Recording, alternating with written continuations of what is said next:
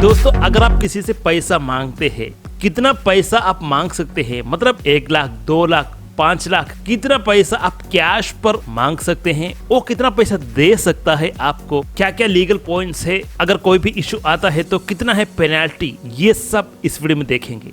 पहली बात, सिर्फ 20,000 रुपीज, 20,000 रुपये ही आप कैश पर किसी से मांग सकते हैं। उससे ज्यादा चाहते हैं तो ऑनलाइन मेथड अपनाइए।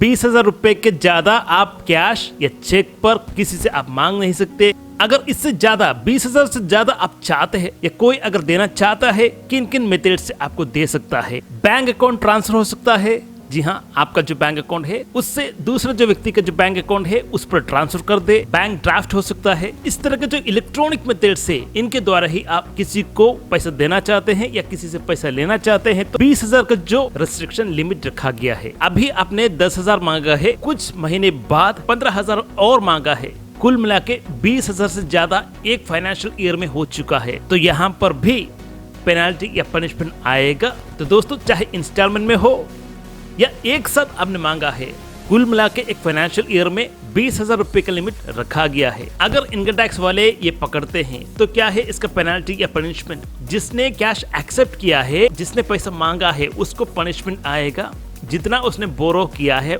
उतना ही पेनाल्टी आएगा। वैसे एक और बात कर दूं, ये जो बोरोइंग या लेंडिंग का जो रूल है, 20,000 का जो रूल है, कैश में जो रूल है, वो एग्रीकल्चर से डिराइव हुआ, मतलब जो कृषि फार्मिंग, उससे जो डिराइव हुआ जो अमाउंट के लिए बाधक नहीं है। अगर आप अपना जो खेती बाड़ी इससे जो जनरेट किया हुआ जो पैसा है तो ये जो रूल लागू नहीं होता। फाइनली जो टैक्स ऑफिसर है वही डिसाइड करता है कितना है वायलेशन, क्या है वायलेशन, किस तरह से हुआ है, उसका जो स्टेटमेंट मैटर करता है फाइनल पनिशमेंट मिलने में। तो ये जो रूल आप ध्यान पे रखिएगा, किसी को आप पैसा देते हैं कैश में, किसी से पैसा लेते हैं कैश में, तो ये जो 20,000 रूल का जो वायलेशन ना हो इसका भी ध्यान रखिएगा। ज्यादा से ज्यादा पूरा 20,000 से ज्यादा है तो सिर्फ online transaction, fund transfer, bank का जो ड्राफ्ट है, इस तरह की जो चीजें यूज करने का मैक्सिमम कोशिश करिएगा। अगर पकड़ा गया तो सेम अमाउंट ऑफ पनिशमेंट आ सकता है।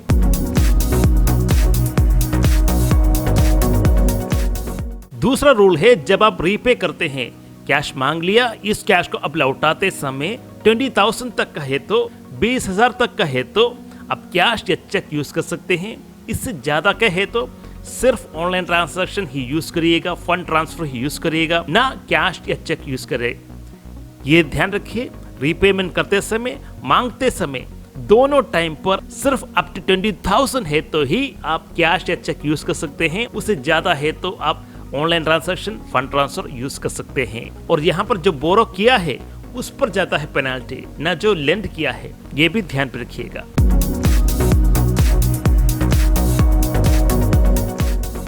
जब आप एक एनआरआई से या भारतीय है मगर दूसरे जगह पर रह रहे हैं, इनसे अगर आप पैसा मांगते हैं तो सिर्फ इंडियन रुपये पर ही आप मांग सकते हैं, किसी और देश का करेंसी पर आप मांग नहीं सकते। 3 साल के अंदर वापस लौटा देना चाहिए। जो पीरियड रखा गया है इस तरह का जो पेमेंट के लिए, जो बोरो किया है किसी एनआरआई से या इंडियन ओरिजिन से, तो इसका जो पीरियड रखा गया है, 3 साल का जो लिमिट रखा गया है, उसके अंदर लौटा देना चाहिए।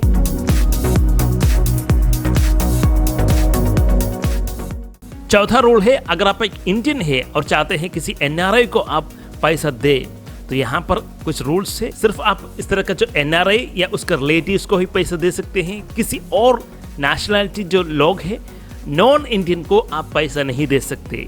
अगर आप इंडियन करेंसी यूज करते हैं तो ये जो रूल ऐड होता है। लिमिट है 1 ईयर, 1 साल तक ये इंटरेस्ट फ्री भी है। ये जरूर को आप जानिएगा, 1 साल तक आप ले सकते हैं, उतना नहीं, 1 साल तक ये इंटरेस्ट फ्री भी है।